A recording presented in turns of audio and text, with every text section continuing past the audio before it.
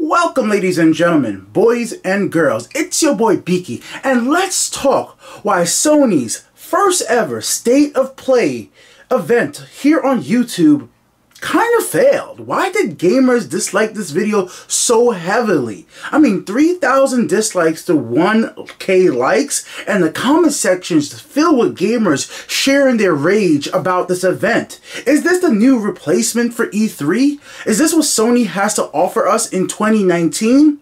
Well, I think it's a little bit more complicated on this. I think Sony just did one really bad problem. They started a new event, but the event was actually targeted towards a very niche audience. As you guys are seeing right here, No Man's Skies is technically a big name game, but it still is made by an indie studio.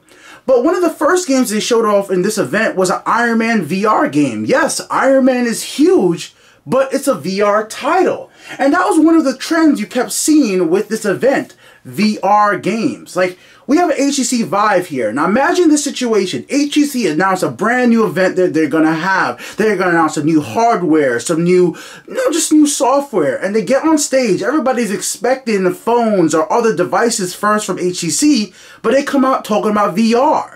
In the end of the day, there are so few customers out there that care about VR compared to the larger phone market that it might just annoy some of their loyal fan base or some of their loyal customers. And I think that's exactly what happened here with Sony. They came out swinging with VR and indie titles for their first ever almost Nintendo type Direct event. This was a big mistake in the marketing department. It's not that these games look horrible or none of these games are not going to be good, because yes, State of Decay, sorry about that.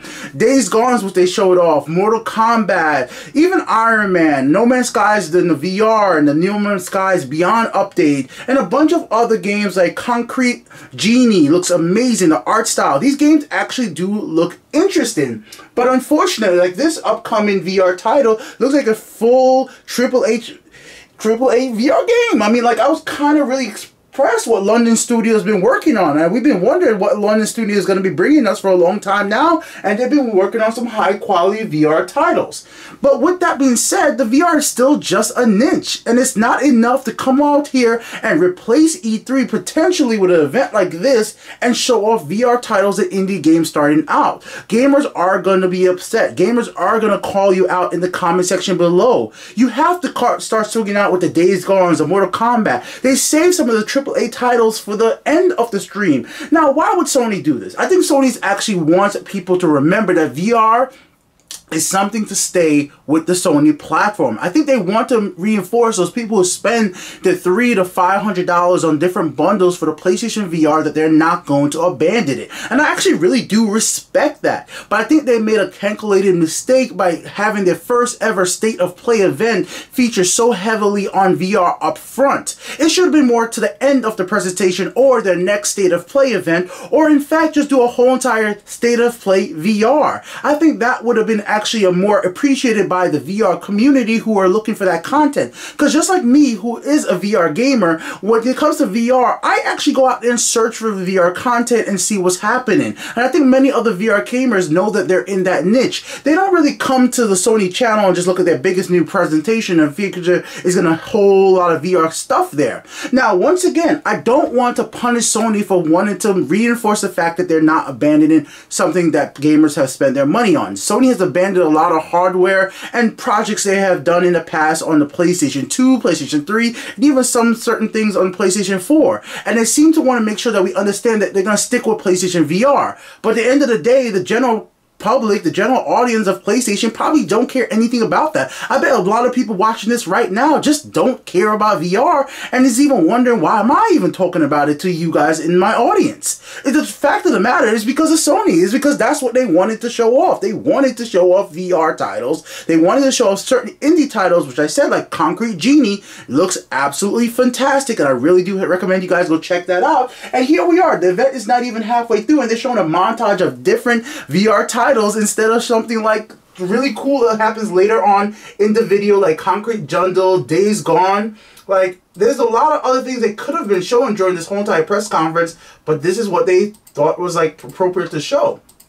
Now let me go and just show you like some parts of Concrete Jungle. This game, Concrete Genie, this game looks fantastic as an indie title. It does feature PlayStation VR support as well, but mainly it's a regular game you could buy. Now this is the type of thing I think they could have started off with instead of Iron Man VR. Once again, as great as Marvel is, if you put VR after that, that limits the audience. And I'm not sure that many people came from this wanting to buy PlayStation VR, because the people who already was interested in PlayStation VR already interested in it or thought about buying it at this point, because the PlayStation 5 is about 5 years old. If you wanted a PlayStation VR at this point, you're either waiting for a price drop or you already got one. That's just how it is, guys. That's for me. I want a PlayStation VR, but I just don't want to pay the price that it currently is at. So I'm waiting for a really good deal for PlayStation VR. Maybe even when the PlayStation 5 comes out, that's when I will finally pick up a PlayStation VR, because then the price is going to be right for me. Because I already have a VR platform on PC, so I'm like, I'm not going to spend another $300 to $400 on a PlayStation VR currently.